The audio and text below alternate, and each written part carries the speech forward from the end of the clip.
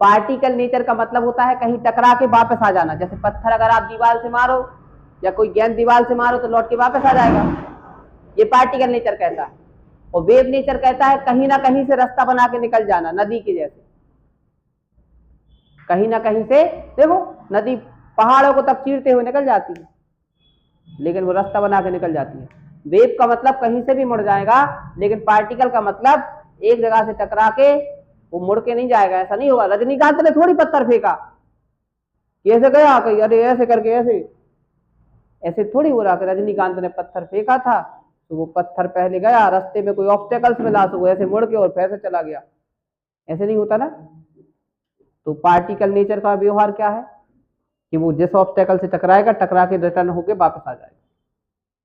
और wave nature का क्या है कि टकराएगा, लेकिन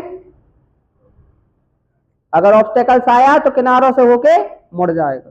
ठीक है, तो डुअल नेचर था, मतलब रेडिएशन के बारे में कहा जा रहा था कि इसमें दोनों नेचर हैं।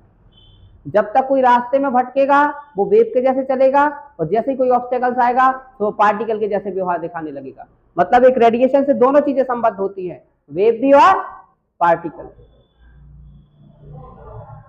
बात समझ में आ रही है? तो बात कुछ इसी तरीके से है। जैसे मान लीजिए दुकानदार तक जब राजश्री की वो आती है, कैसा है, माला आती है, तो वो पूरी कंटिन्यूअस आती है, और फिर जब अपने पास आती है तो एक एक पार्टिकल होते जाता है। बिल्कुल ऐसे ही है ना, जब वो माला देखो राजश्री की समझ जाना कि वो वेव नेचर में आई थी दुकानदार तक, और फिर जब ग्राहकों को बटी तो किस नेचर में बट गई, पार्टिकल नेचर में। और फिर पार्टिकल कर लेते तुम तो।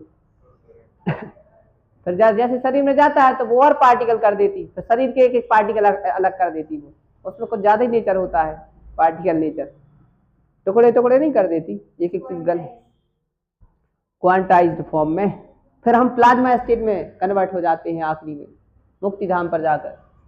तो यहां ध्यान से देखेंगे कि जिस तरीके से डुअल नेचर किसका होता है, रेडिएशन का, कहना है किसका, डी ब्रॉगली का, कि इसी तरीके से एक इलेक्ट्रॉन से, प्रोटॉन से और किसी मास से, जो इलेक्ट्रॉन प्रोटॉन से मिलकर बना हुआ है, मास मतलब इससे भी एक वेव कनेक्ट होनी चाहिए, क्योंकि ये पार्टिकल है।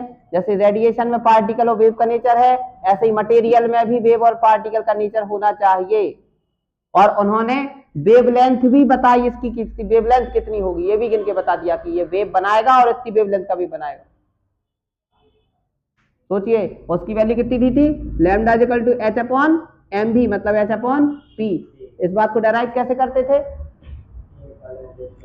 ए इज इक्वल टू क्या, ये किसकी बात हो गई, आइंस्टाइन की, ये किसकी बात हो गई, प्लांक की। दोनों बातों को इक्वेट कर दो तो N C square equal to क्या हो जाएगा, एच न्यू। ठीक है, न्यू को क्या लिख सकते हैं, सी अपॉन लैम्डा, एक सी से सी कैंसिल, तो क्या आ गया, लैम्डा इक्वल टू कितना आ गया, एच अपॉन एम इंटू सी।